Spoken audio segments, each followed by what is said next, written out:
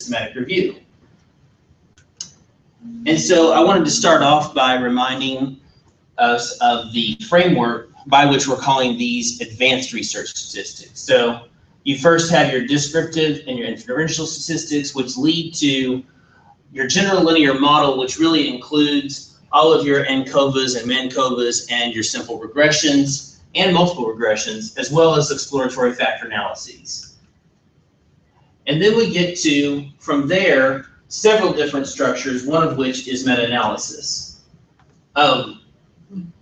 Accompanying all three of these levels of statistics, we have some sort of overarching considerations, such as conceptual frameworks, research design, what do you do with missing data, how do you make sure that your measures are reliable and valid. And at the same time, we also have issues regarding writing for publication, how do we say it clearly, as well as qualitative data analysis. So there's mixed methods designs that go into each of these, where you can mix any of these with qualitative and come away with a mixed methods design. And we're focusing here. Okay, so why a systematic review? First thing is that combining findings from multiple studies is far more compelling, far more reliable, and far more generalizable than the results of any single study, no matter how good it is. For one thing, it's less affected by sampling error, and it puts single studies in context. So this is what these people found over here under this setting. This is what these people found under here in these settings. Overall, here's what we take away from that that's generalizable, and here's what's context specific. I should say that when we talk about what I just said here is more about review and less about being systematic. So really, you can do this with any kind of a review, but a systematic review is a special kind of review. The most common kind of review is typically called a narrative review. And a narrative review are those familiar articles where people are waxing eloquent about a topic that they've probably done quite a bit of research on and that they know quite a bit about, and they synthesize it. But there are some problems with these. And the first thing is that the literature search is almost never as thorough as we would like it to be. It doesn't typically report how the literature was found. And so we don't really know how they decided which studies they would actually synthesize, how they decided which ones they wouldn't.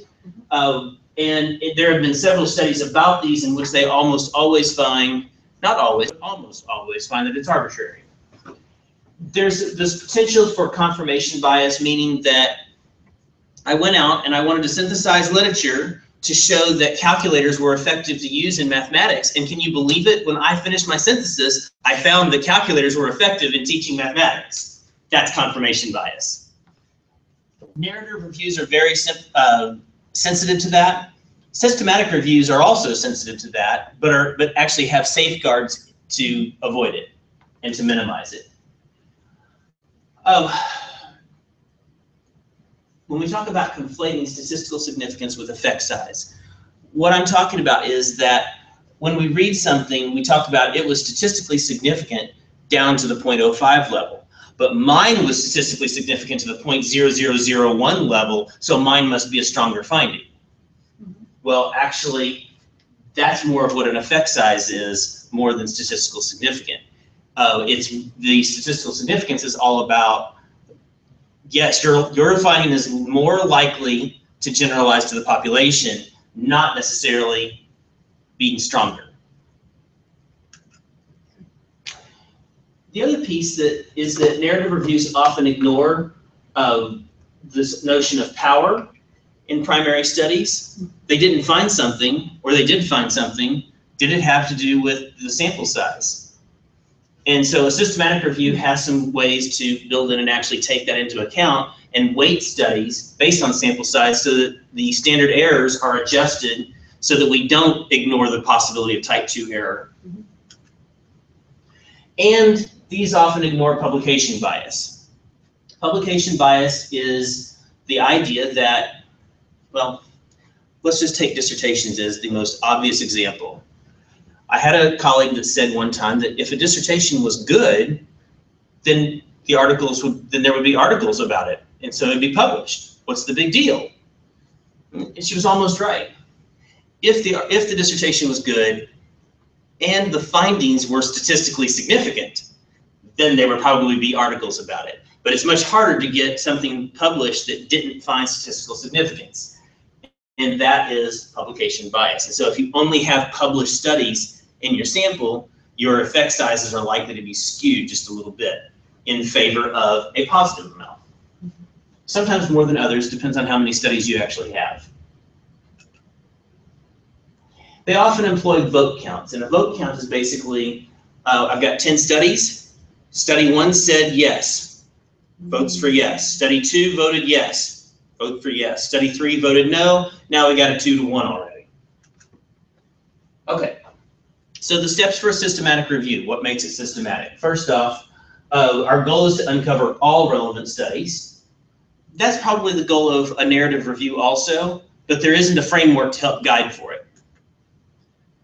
Now, the more realistic goal is that if I find studies, obviously I'm not going to find all of them. That's impossible.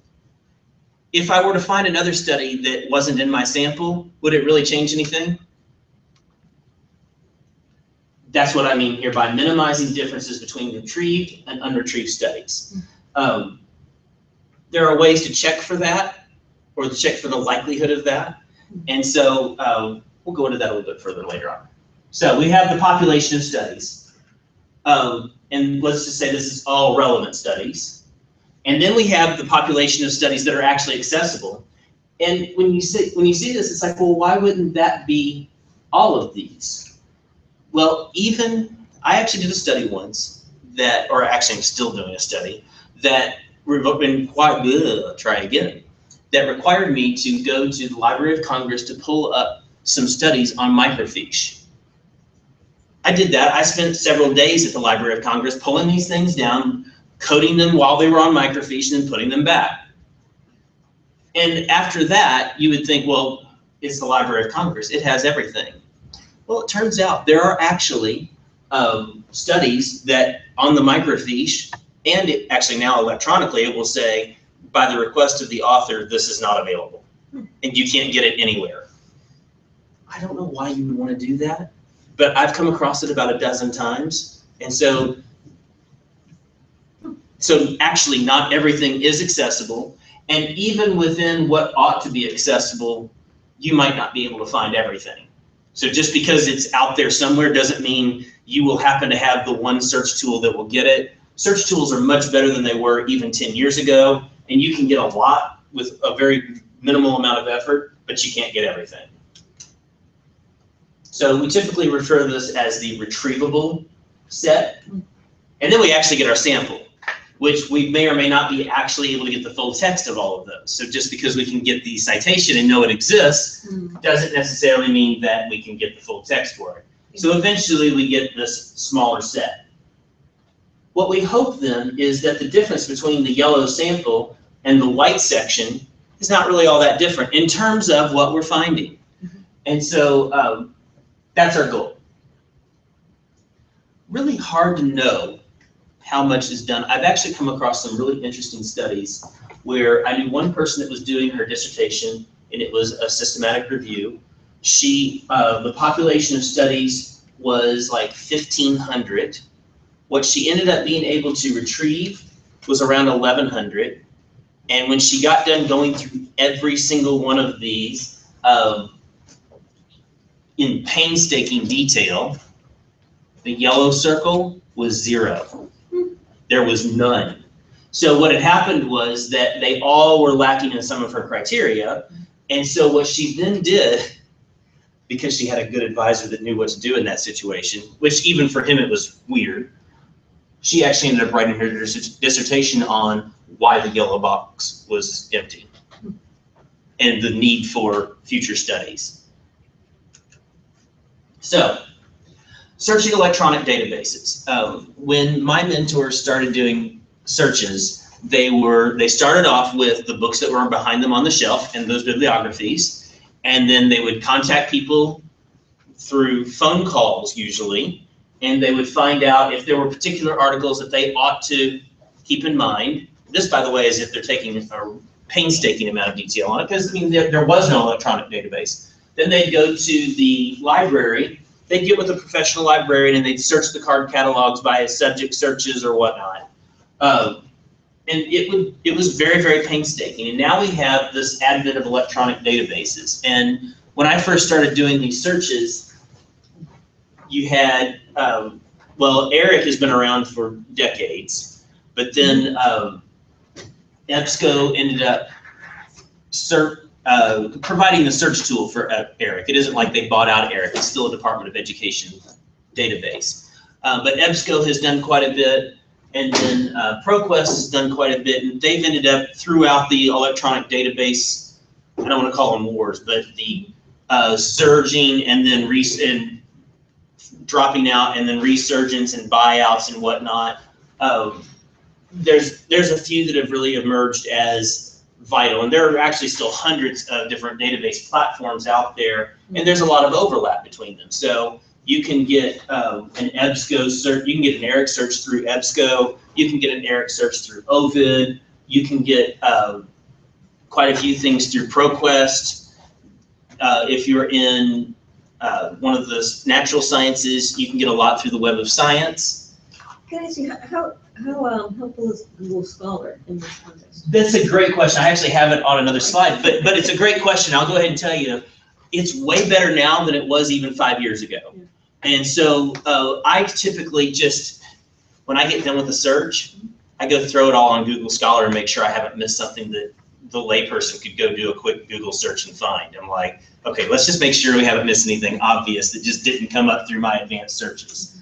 It's actually really good, and when I was working with the Department of Ed, was the first time I'd ever come across it, but now they do it fairly regularly, that it will be mixed in with your university or institution's level of access. And so, for example, if I do a Google Scholar search and there's an article and I would have access to it, there will be something on the side that says you can get the PDF from here, or you can get click here to download the article, kind of a thing. Right. And so it's very cool.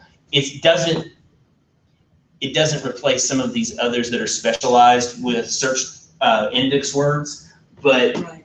I don't see how you can really throw it away at this point. The other thing is that you can sometimes come up with things on Google Scholar that aren't indexed because they're not published. So then sometimes, right, because they do the whole web crawl. Right, especially like if I've got a technical report that I did, if it's relevant, but I don't work for one of the institutions that would put the technical report on their website, it goes on my website. Well, Google Scholar may catch that, nothing else is going to. Okay, so I still actually think, and actually everybody thinks, that when you start doing your own searches, you should always still consult with a professional librarian, even though you have all these indices. The first time I met with one, I was like, yeah, I know how to type a search word in. Who cares? Right. Okay? But what ended up happening was she said, oh, well, those aren't the right search terms for this database. If you're going to do these databases, let's pull it up. And she pulls up this thing that I had never seen before that basically had the subject theme keywords in there. And she's like, well, here's what you want to use for this database. And then she pulled up the other database. She's like, here's what you want to use for these. And they were totally different. She probably doubled my findings. Wow. So yeah, you can really come up with quite a bit, and it's always good just because they know the ins and outs of their own system. Sometimes it's less helpful than others, but it's almost never not helpful. So, so identifying potentially relevant databases. This piece is sort of interesting because in some ways, once you've done a few of these, you sort of know where you're going to go. But until you've done a few of these, you may be surprised, like I would never have gone to OVID the first time I did a search, but it turns out there's actually a database that they bought out that actually is relevant to my field. JSTOR is something that they're constantly changing. They're not constantly changing, they're constantly acquiring rights to certain things. Like one of the primary journals in my field just got indexed through JSTOR last year. So it's like, I can find anything through there. So that's awesome. So you have to kind of know where they are and where they're not, and you know, Web of Science is going to be really helpful for some things. A professional librarian is going to know all the databases that are available and be able to steer you in the right direction. So the search terms should appear in an index field. They do have full text searches and keyword searches, and those are helpful. But the closer you are to the search terms of that database, the better your results are going to be. And so, so the first thing is you've really got to parse out what is your research question, or what are your research questions, before you go trying to do a search. Because what can end up happening is you go out, you do a search, you do a bunch of work, and then you realize, oh, that really wasn't quite the direction I wanted to go. Then you go out and do a search, and you can just spin your wheels like that for months or longer. So be really careful about using terms that are specific to your discipline. So in some fields, they'll call something one thing, right. And like in psychology, they'll call certain terms names, and in education, we have a whole different name for it. And so you just have to be aware of that and make sure that you don't only capture the ones that are in a small scope. Talking to colleagues will really help with that quite a bit. So that's what I mean by vet thoroughly, is get with people that are knowledgeable in your field and say, here's what I'm doing, and here are the search terms I thought I've used. Do you think I missed anything? Yeah. The full text search capability does help. It is limited and it does slow down the search, but it can help up to a point. But remember that beyond a certain year back, for different databases, they only have the scanned, so it's not a full search. So unless somebody's actually transcribed it in, then you're not going to find it. And if that doesn't matter, then you're fine. It doesn't hurt to check it. So before I leave that, we use here EBSCO Web is a citation management system. And so we'll actually take a look at it here before we leave today. But the library offers training just on EBSCO Web, that when you do these electronic searches, you can actually check them off. And you can store the citations in EBSCO and download them to your own computer and whatnot and wherefore. It's a really nice way to keep up with what you're doing. Okay, so let me talk about grade literature. I talked about it a little bit, and Google and Google Scholar can sometimes help identify that. Dissertations and theses are typically freely available. Sometimes there are full texts that aren't freely available. Sometimes you can get those through interlibrary loan on the paper copy. And most of those, if you can't get them that way, you can get them at the Library of Congress, and we're only a few miles down the road from that. So, and that is a fun day, by the way, because you're going into the Library of Congress as a researcher, so you get to walk into the main reading room and you get to see the big thing overhead, which you don't get to see on the tourist tours. So it's a little bit dizzying. You kind of walk up there and you're like, wow, that's really cool. Anyway, so if you had to do something like that, you certainly could. It's not that normal that you would have to do that, but we do have that capability being so close to DC. But the link is right here, and you can just go right to ProQuest Dissertations and Theses, and you can find most of what you're looking for. More and more, they're trying to get them all full text PDF, but if they're not, usually it's not that big of a deal for interlibrary loan to contact the school where the dissertation came from, and they'll pull the library's copy off the shelf and send it as an interlibrary loan book. So, okay, so then research organizations will house technical reports on their website. CREST is a Center for Research in, I don't remember what ESS is, but teaching. It's a teaching group. It's out of UCLA. And they actually do quite a few technical reports that are actual studies. They're not just lit reviews, and they're not just very specific, like some technical reports, there's really not that much there. They're just reporting on something that they've observed. CREST reports are like regular studies, but they just go straight up on their website. And so for me to get them, I would have to actually go to the website and get those. I'm not going to get those through any search tool. And so this comes back again to when you're doing these searches, it's really good to have some colleagues that you can talk to and say, okay, so I'm also going to go check out this website, and this website. and make sure that I didn't miss anything. Are there other research places that I ought to go to that I'm not thinking about? And that can be really helpful. Just the fact that you do this is going to be really helpful, because even if you don't find anything, that's a finding. Okay? So then once you start finding studies, you can check the bibliographies of who they're citing, and you can make sure that you didn't just miss something. This can be very, very painstaking, but it really does feel good when you start going through the list going, nope, check that one off, nope, got that one, nope, got that one. And sometimes they'll go back a lot further than you can find on the electronic. So,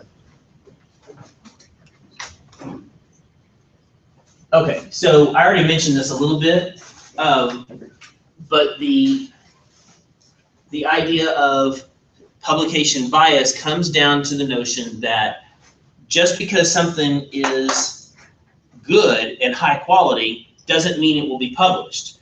Publication is where it's good and high quality and statistically significant. And if you don't have statistical significance, sometimes there are articles out there, and you can make the case that to get it published. But you've got to have a very understanding editor, and you've got to make your case very clearly. And so the percentage of published studies that have non-significant findings is very small. One way that they do get those by is by piggybacking them on statistically significant findings. So, you know, I've got a significant finding over here and a non-significant one over here, and here's what this one means and here's what that one doesn't mean, and moving on. But it's very, very rare to find no significant findings and have it be published. I'm actually in the middle of this particular fight right now with one, and it was a structural equation model that they were looking for, because I was just a methodologist brought in to run the analysis. So the actual psychologists that were running the study were comparing different models of the way school climate affected student depression. And what we found was, when I gave him the results, he had models 1 through 4, and he was banking on model 4, but I didn't know that. And I'm like, well, they're all non-significant except for model 1, which it's fine, it's not great, but that's the only one that actually works. He's like, well, no, that can't be right, because that's not what I was expecting. So, but then we had to switch it around and say, okay, so instead of thinking about this as model 1 versus model 4, let's think about model 1 in terms of, is it affected by gender? Is it affected by race? Is it affected by age? And so on and so forth. So again, looking for something to say that would actually get it into that published arena. All that is to say that it is very, very well known that if we look at the statistical significance of published studies and we compare it to unpublished studies of the same numbers, the bias is just hugely favored in statistical significance. And so the best defense is that comprehensive systematic search for literature, and including the gray literature that is accepted on the basis of its quality, not on its statistical significance, like a dissertation, like a technical report, sometimes like conference papers, but it really depends on the conference. So a lot of conference papers are works in progress, whereas sometimes they're actual papers to be published, and it's a, what's the word, proceedings document. You had a question? Yes, I forgot it. Okay, if you remember, don't hesitate. Okay, so key decisions in a literature review. First thing is this notion of inter-rater agreement. One of the ways that we used to do this is we'd get me and a partner up, and we would both have, let's say we've got 30 studies. I do 10, he does 10, we both do 10. So we have sort of a hook to where we can say, here's how we agreed on the studies that we both coded. So we double coded. The best thing to do is double code as much as possible. So if you've only got 10 studies, double code them all. If you've got 300 studies, not so much. And what the percentage is that it really ought to be depends on your sample size and what you think you need to establish that it didn't matter who's coded the study. So remember, the basis of inter-rater agreement is if all of us were in a study and we coded a bunch of papers for it, then it shouldn't matter whether I code it or he codes it or she codes it or he codes it. It's going to get coded the same way no matter what.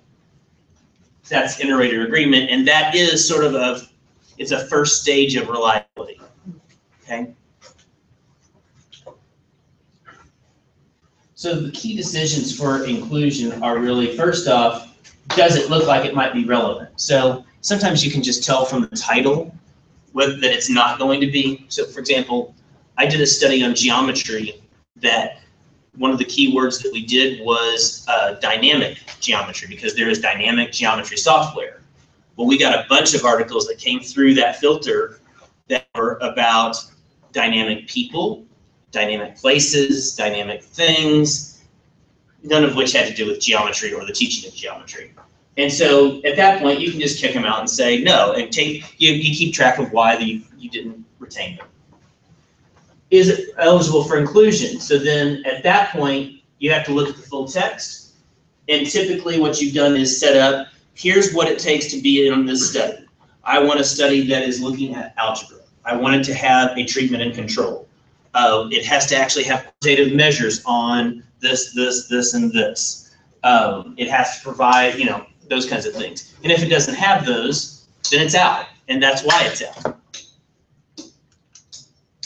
Okay, so I wanted to stop here for a second, and I wanted to give you all a chance to pull up your computers. And if you don't have a laptop with you, I've set out some laptops at the table for you. There are extension cords around here with plugs, and please feel free to use mine. And I would like you to go to the library's website, just kind of take a look at some of what they have here. Give you a chance to do that.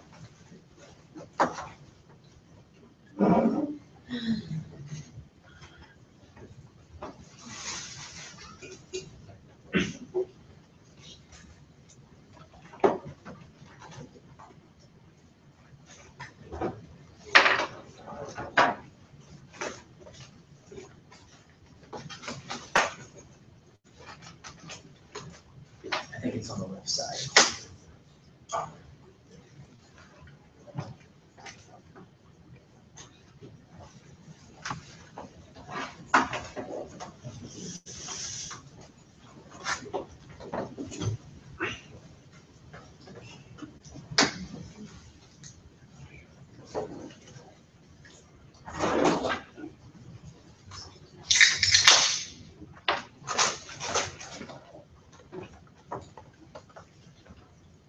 Okay.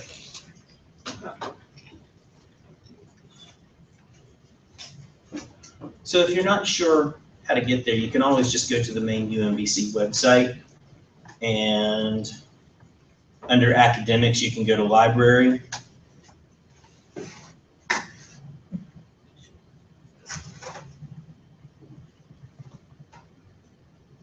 I think, I could be wrong, it used to work.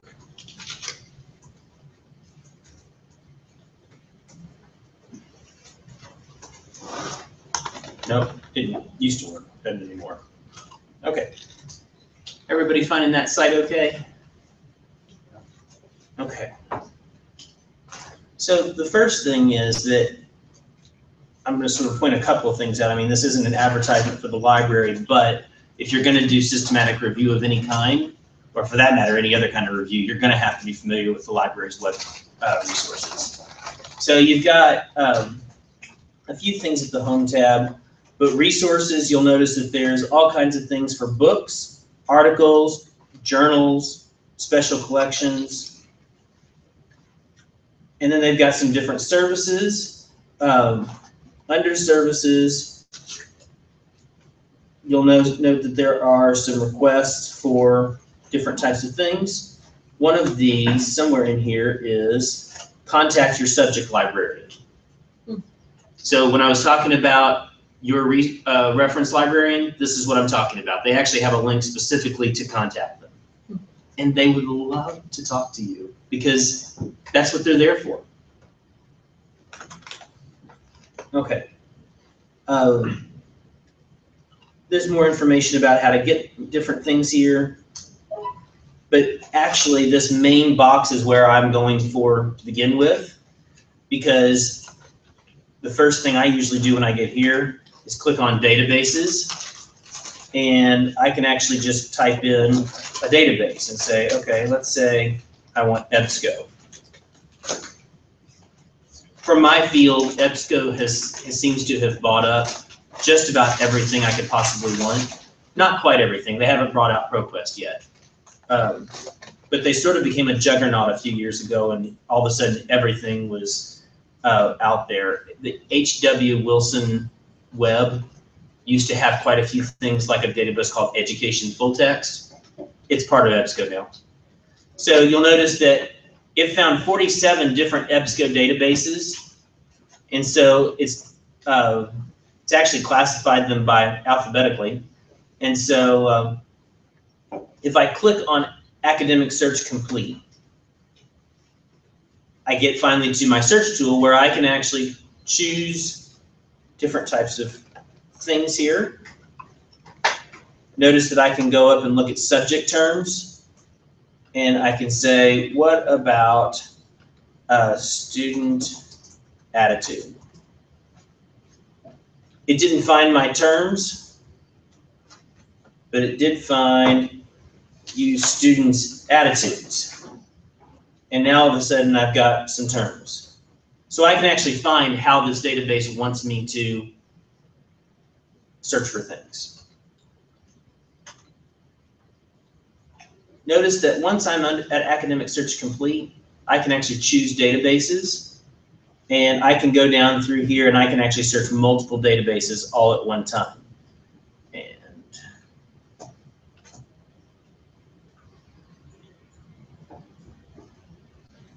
PsycInfo is one that I typically have to do quite a bit just because there are a lot of psychological articles in my field because I work with misconceptions.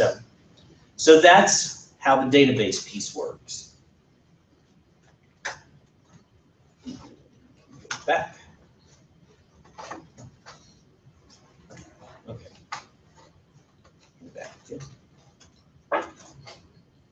There we go. If I were just searching for a journal, I could just type that in here and say, here's journal for research in mathematics education. And it will actually tell me where I can find it. So it looks like that article has been cited, or that journal has been cited in 3 different places. All you'll notice are within JSTOR. Okay, and then I guess I'd like you just to take a couple of minutes and kind of search through some of these databases, and you can choose subject guides and take a look at what might work for you and kind of make a list of what subjects, what bases you ought to be searching for in your field. We'll just give you a couple minutes for that.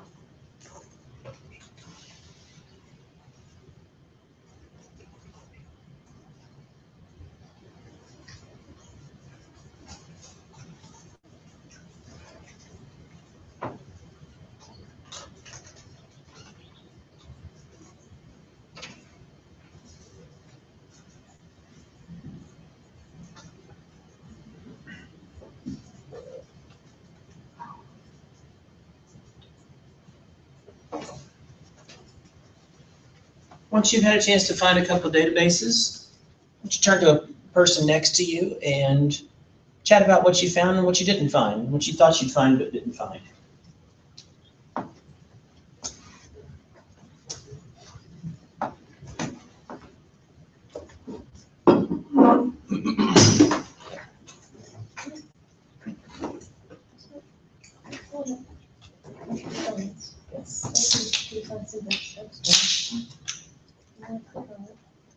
I get women's studies and everything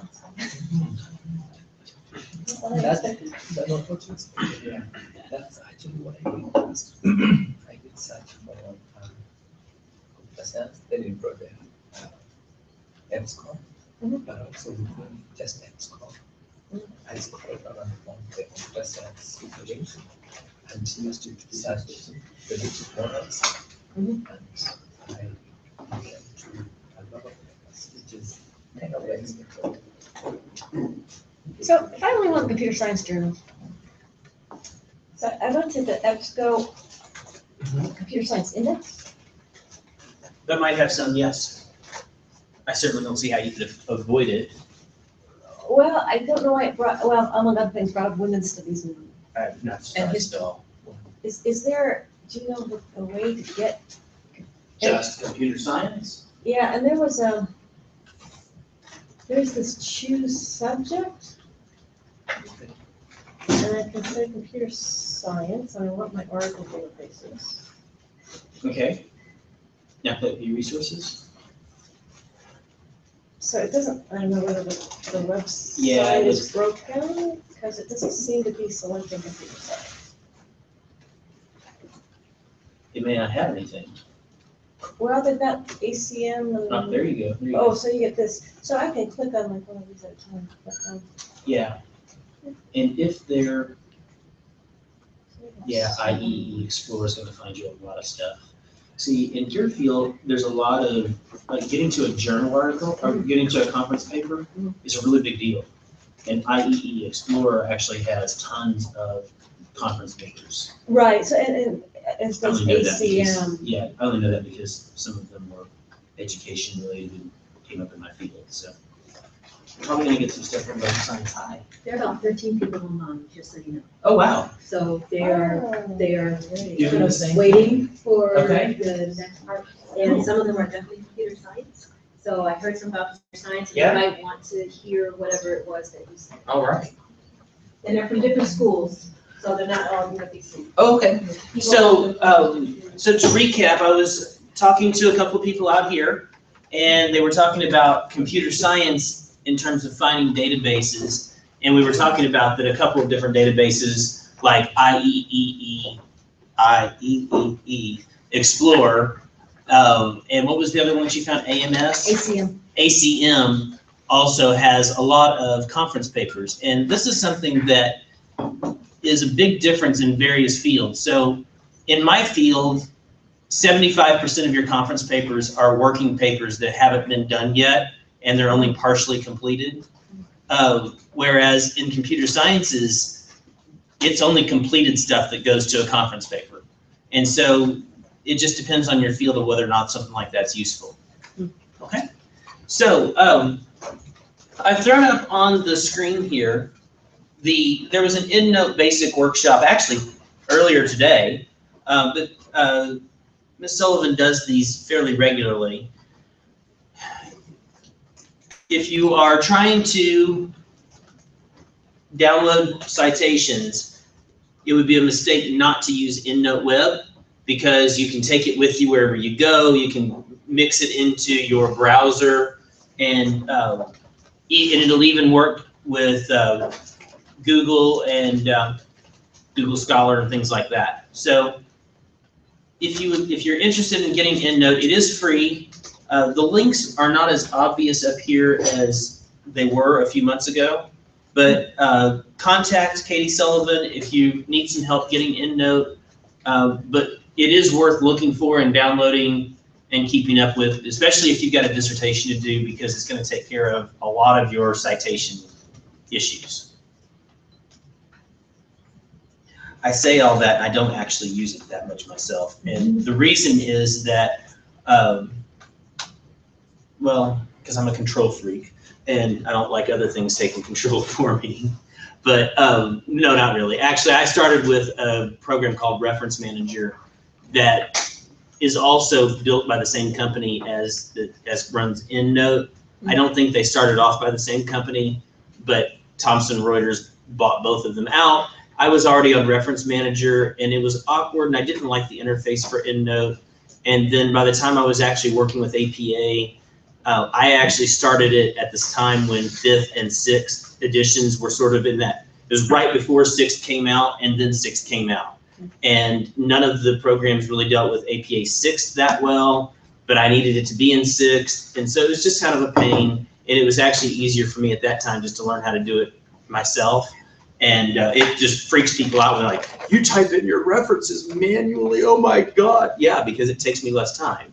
Yeah, sometimes the EndNote can't purge all the fields. So this is absolutely true. Anyway. Oh, and Reference Manager, by the way, as much as I like it, I never used it for the cite while you write feature because it didn't actually know how to do dissertations right. And I don't think they even know how to do them right now because it depends on where the dissertation came from, how it was indexed, as to whether you should, like, for example, put the name of the school that it came from or not, and so on and so forth. So you're absolutely right. Now, what a lot of people that I know do is they will start with that citation stuff, and then they'll turn it all to plain text, and then they'll go through and fix it, which they find easier than just typing it all in themselves. And that's okay. I buy that. I actually, for a while, on my Reference Manager database, kept cleaning up the fields so that things would pop in correctly. And I actually got pretty close to it, and then I left the place that supported it, and I just never have updated it in like 4 years. So now it's just a database that houses references for me. But it is a good tool, and I do encourage you to use it and to figure out what works for you and what doesn't, because it can, if you're new to citation and APA, it can save your bacon in a lot of ways. And on the other side, then you do get a database of all these references. Okay, so I'm going to transition now into some actual statistics, because all of this up till now has been sort of preliminary, and you can't compute effect sizes if you don't have any studies to actually pull the effect sizes from. So first off, let's talk just a little bit about statistical significance and the interpretation of a p-value. So everybody has learned how to interpret a p-value, that it's a probability of observing a relationship at least as large as the one being tested, okay? Or at least as small as the one being tested, depending on the direction. It also has to do with the confidence with which we can state the direction. So I know that it's a positive difference, or I know that it's a negative difference, or I know that it's a positive number or a negative number, and I've got a certain confidence level to that. We also can interpret the p-value as the likelihood that whatever result we found is due to random chance. And so sampling error is one of those things that we all have to deal with, and we have to eliminate from the possibilities. So if all I came up with was random noise, then I don't really have a whole lot to talk about, unless the fact that I don't have something to talk about is a finding in and of itself. But I think this is an important piece here, this bottom note. A p-value is a function of sample size and effect size. So what do I mean by that? Well, if I'm looking at a certain sample size and I have an effect size, and I'm looking at, did that t-test give me a p-value that was statistically significant? So I've got a treatment mean, a control mean, and a standard deviation. Holding all three of those constant, I get an effect size of 0.01, which is pretty small. But if I look at my n size, if I do this test with a sample size of 100, I get a p-value of 0.962, highly non-significant. If I go to 1,000, it goes down. 10,000, it goes down even further. 100,000, even further. And at 200,000, I have statistical significance. Same mean, same standard deviation, same effect size. Why is that the case? Well, there's a lot of reasons. Some of them are mathematical. Some of them are interpretational. If I have 200,000 people that I sample, and I got this difference, then the likelihood that that difference is going to be something other than that in the population is much smaller than if I only had 100 people, right? I've got a much bigger portion of the population. But notice that the difference didn't change, not at all. The means didn't change. All we have then is the likelihood of it generalizing to the population that changed. I think that's a really important point to pause at and let you kind of absorb for a second. Because a lot of times we think, well, here I had a 0.136 and here I had a 0.035, so this is a stronger finding. Yes, in some ways, and in other ways, no. It is stronger in the sense that it is more likely to generalize to the population. It is not stronger in that it is not a larger difference. It is not a bigger finding. It's just more likely finding for the population.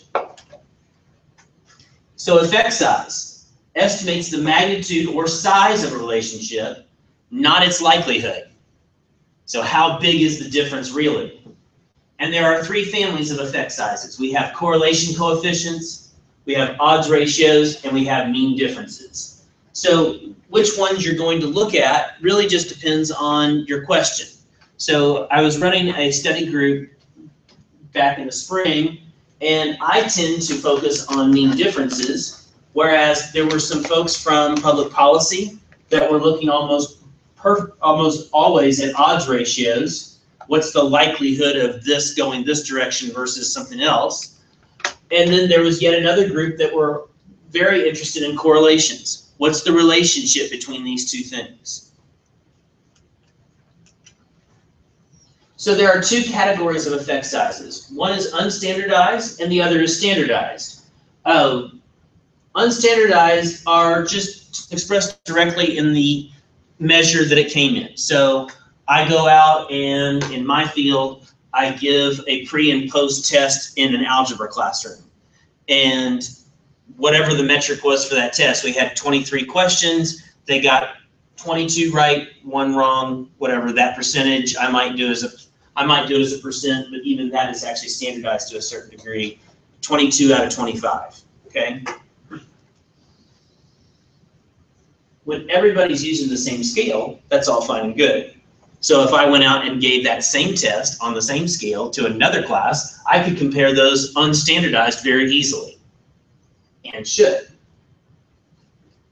However, most of the time when people do studies, they have their own metrics, they report them their own way, and you've got to figure out some way to communicate between studies and actually synthesize them somehow. And it turns out we have a pretty effective way of doing that, and we typically do that either with standard deviation units, percent change, or proportion of variance explained. The most common one is standard deviation units, I think. Percent change is okay up to a point, but there's some bias in a percent change.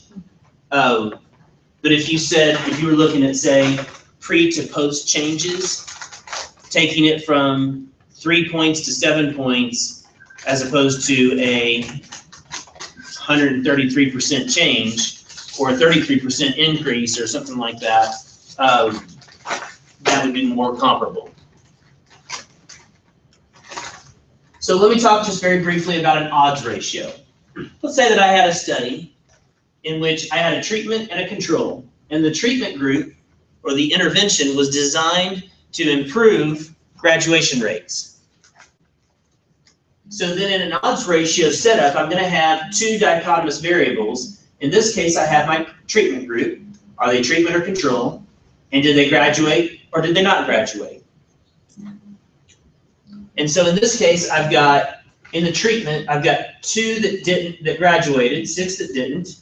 I've got 9 that did in the control and 12 that didn't.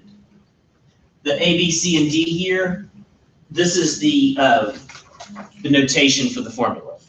So variable A is the treatment group success. B is the treatment group not success, and so on and so forth. So that's what those letters in parentheses are for. And an odds ratio is actually fairly straightforward. It's AD over BC. And so we get an odds ratio of 0.44. That's really all there is to it. It's not like it's a hard statistic to compute, but this situation, getting to the point where you're actually computing an odds ratio, not quite straightforward. So then this number becomes a row in my sample. So I got my first study. This is what they found under this condition. 0.44 was the odds ratio. And there's a formula for the standard error for that odds ratio. And so if you just compute these up, you get a 0.928. And so very clearly, this odds ratio, 0.44, with a standard error of 0.928, is not statistically significant. Can somebody tell me why I can tell that just looking at it without doing any computation? And no, it's not because I memorized it. Any ideas? How do I know that that odds ratio is not statistically significant?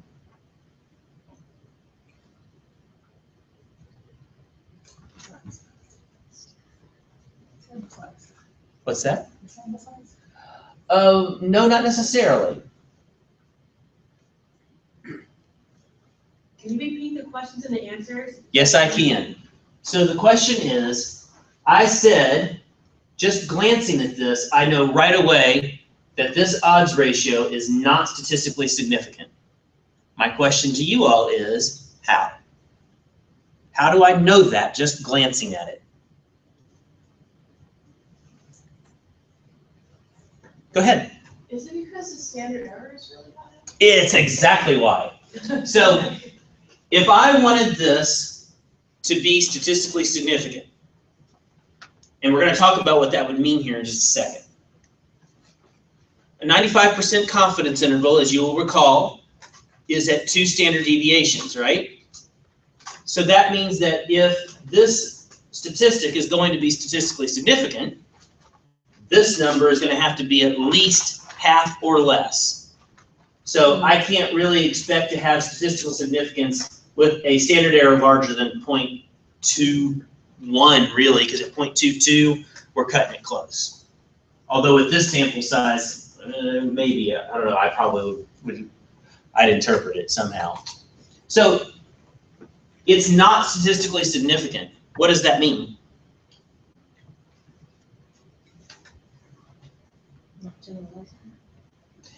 Okay, why not? You're absolutely right. The answer that she gave was that it's not generalizable.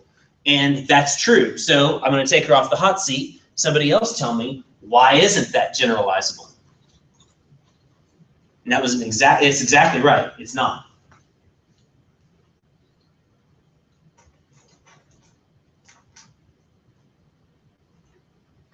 Okay, turn to a partner, talk about it for a second. What do you think? Why is a non-significant statistic not generalizable? There's a lot of knots in there. And for those of you that are watching on webinar, thank you, by the way, and welcome. Jot down a couple of answers before we talk about it here so that you get the most benefit from this.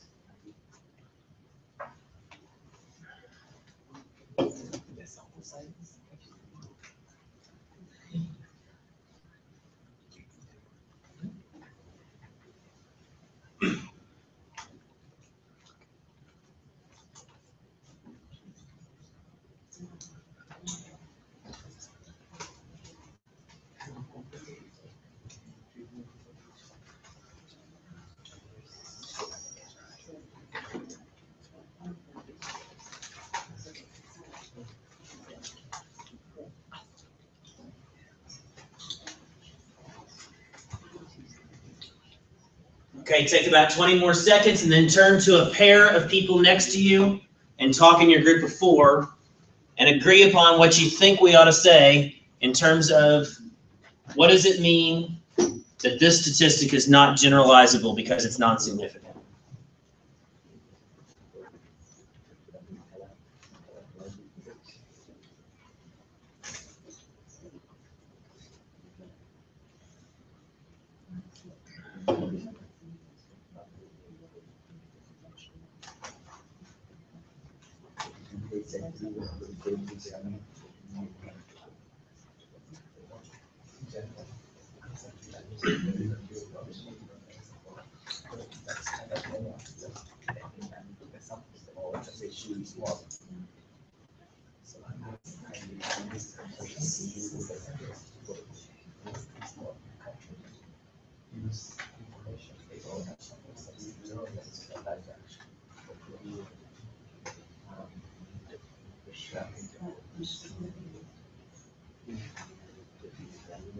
Okay, choose a spokesperson for your group. And share out with us in 30.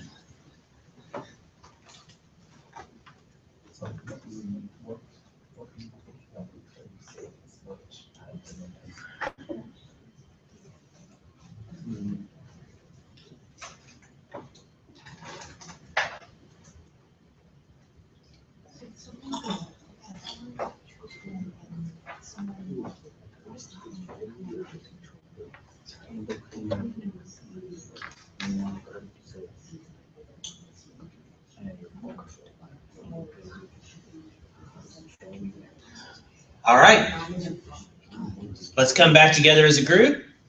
Would somebody from this first group of 4 share with us what you all thought?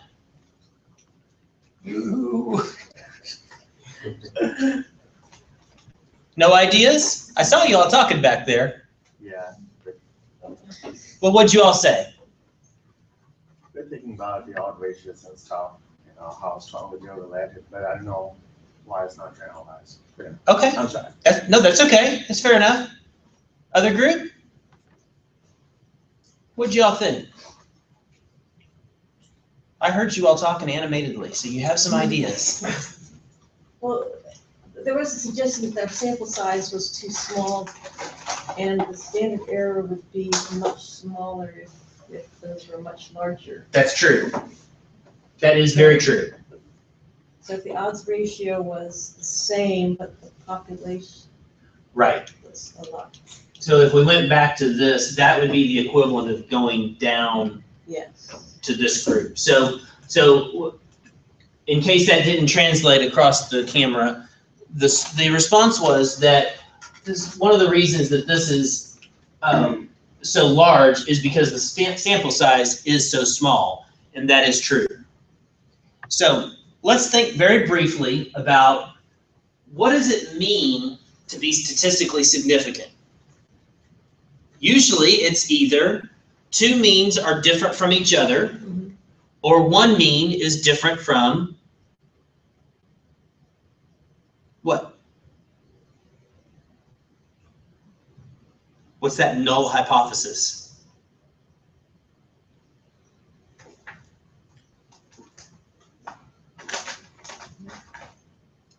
No change. What's the number? 0. 0. When we're looking at just a single value, we're typically looking at what's called a one sample test, and we're asking, is that number significantly different from 0? Okay? So what that means then for us, if it's not statistically significant, I don't actually know that this number would not be 0 in the population because it was not significantly different. Which means then that I don't really know that that intervention had any effect or would have any effect if it were introduced into the population, which is why it is not generalizable. Okay? So remember that when we're thinking about significance, we're asking, is it likely to be different from 0, or are two means likely to be different from each other? Which, by the way, in the null hypothesis, that would be, is their difference different from 0? Which is the same thing. Okay. So when we compute that confidence interval, we again see right away that 0 is within the interval. It's not on the left or the right of it. So again, we have non-significance. Okay. So the standardized effect size mean difference, which is sometimes just called D or Cohen's D, or effect size standardized mean difference. So ESSM is another notation for it. All it is looking at the difference of two means, y1 and y2, and we divide it by that pooled standard deviation. The pooled standard deviation is just the average of the other two standard deviations. At our next session, we're going to talk a little bit about why it has to be this way and not just SD1 plus SD2 over 2. There are actually some very, very important reasons why it's not just a straight average, and that's going to be in session 3. The standard error is, as you all noted, again based on sample size. It's also based on the effect size in this case. And so if I take my sample size, N1 and N2, in this case I've got, if you go back, so I've got y bar 1 and y bar 2. And I've got their standard deviations, and then their variances, which is that standard deviation squared. So when I look at the pooled standard deviation, I take those variances, I add them up, divide by 2, take the square root of that, and I get my pooled standard deviation. From there, I just have a very simple formula that's not unlike a Z formula, just X bar minus the mean. Well, Y2 minus Y1, whatever you want to call it, it's still two means being subtracted. So we get this and we get an effect size of 0.54. And because we are dividing by a pooled standard deviation, the unit for this is the number of standard deviations. So in other words, Y2 is about half a standard deviation above Y1. The standard error then is 0.1966, which then it is less than half of that effect size, so it probably is statistically significant. And if you notice that in this case, I have 0.22 as the bottom of my interval, my confidence interval, and so I know that 0 is way over to the left, so I've got positive and significant effect size. Now notice, there are two different things going on here. One is, how big is the difference? It's about half a standard deviation. Is that difference likely to translate to the population? Yes.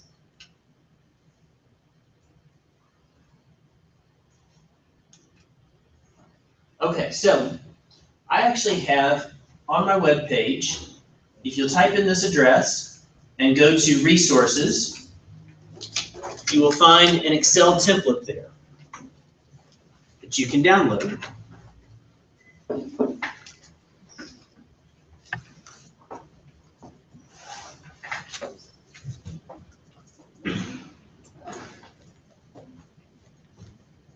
Okay. You can take a look at all my little kitty pictures later on. If you just click on resources here, first off, session 1 stuff from last time is here. Session 2's presentation today is here, and then there's this link to the Excel template. And if you just click it, it should start the download for you.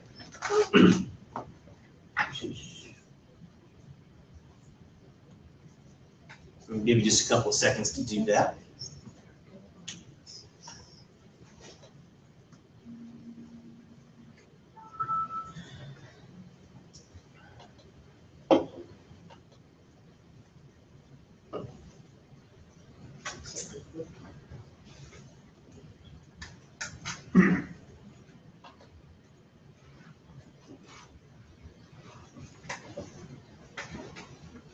Make sure you got okay. Everybody finding it okay? Any problems? No? All right.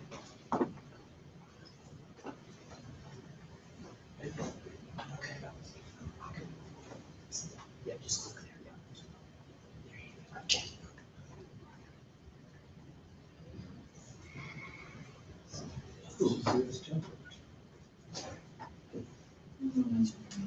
It's a first question.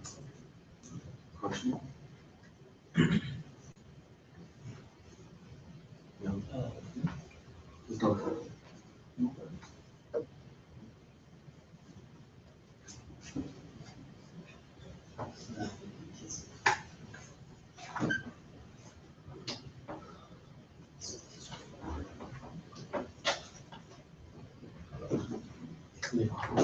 Okay, so if you're using one of my computers and it asks for a product key,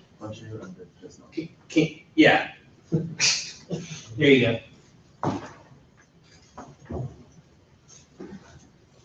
These little mini laptops have been to a lot of things like this, and they've had a lot of they've taken a lot of beatings. So sometimes that happens. Okay. So then, once you're there are a lot of things to see here, but I have it to open up to the little worksheet that says ES from mean. ES is as in effect size. So then you've got your control group and your treatment group, these blued out spaces. There are formulas in there, so you don't need to type anything into it. It will compute the variance for you directly.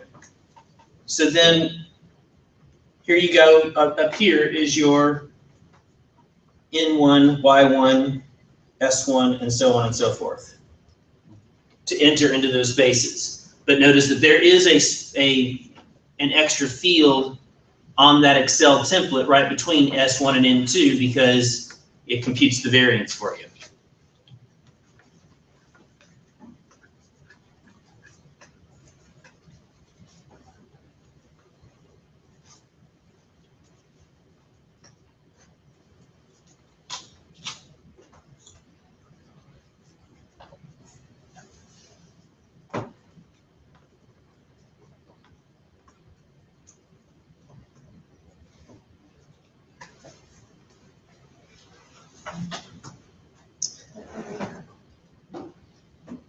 Okay.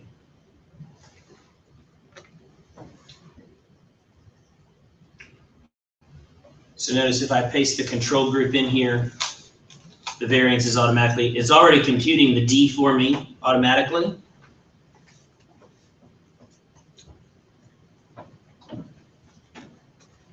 And from there,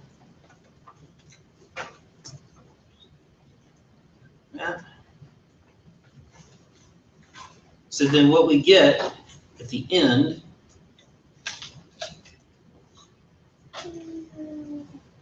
are 4 different effect sizes, and it also comes with the low and high 95% confidence interval. So we can see right away that we've got 2 that are non-significant and 2 that are very strongly statistically significant. Okay, template's yours to keep. There's a bunch of different conversion formulas that you can use there, but and there are books to go along with some of them. So, but the ES from the mean is specifically for the standardized mean difference. Okay, there are a couple of pieces of software that you can use. Comprehensive meta-analysis is built specifically for doing systematic review and meta-analysis. It's a little bit pricey.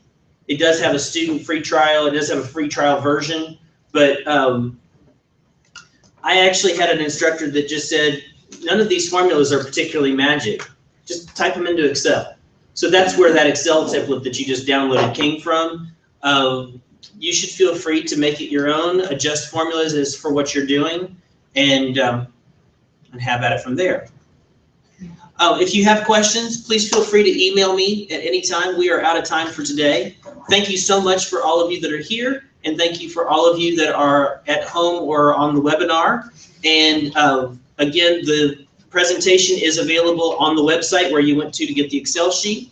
And thank you very much. We'll see you next time, which I believe is in November. And we will be dealing with some structural equation modeling things and getting into variance and such more. Have a great day. Thank you.